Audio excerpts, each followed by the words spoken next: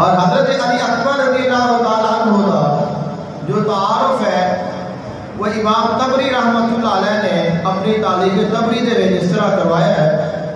وہ لکھتے ہیں اول قتیل من بنی ابی طالب رضی اللہ تعالیٰ عنہ یومئذ علی الاکبر بن الحسین بن علی وامہ لیلہ ابرتا الجامرہ بن عروہ بن مسعود صفی رضی اللہ تعالیٰ عنہ وذالک انہ عقد یشد علی الناس وہو یقول انا علی بن حسین بن علی نحن ورب البیت اولا بالنبی صلی اللہ علیہ وآلہ وسلم تاللہ لا یحکم فینا ابن الدعی.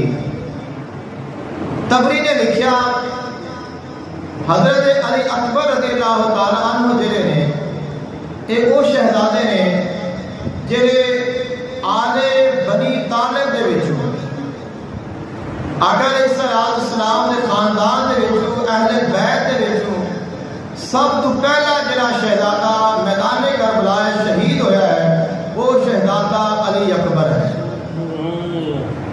اور علی اکبر انہاں دا نام فقط علی ہے چونکہ امام حسین علیہ السلام دے 3 بیٹے نے. ایک علی اکبر ہے، ایک علی اوسط ہے، ایک علی اصغر ہے. نام تیناں دے علی نے. بڑے دا نام بھی علی ہے، چھوٹے دا نام بھی علی ہے، اس چھوٹے دا نام بھی علی ہے. اب فرق بیان کرنے واسطے بڑا کیڑا ہے اندر چھوٹا کیڑا ہے اندر چھوٹا کیڑا ہے تو جڑا سارے تو بڑا ہے ان کا نام علی اکبر، جڑا اندر چھوٹا ہے اور درمیان والا ہے ان کا نام علی اوسط جنہ کا نام امام زین العابدین جنہ واقع ہے.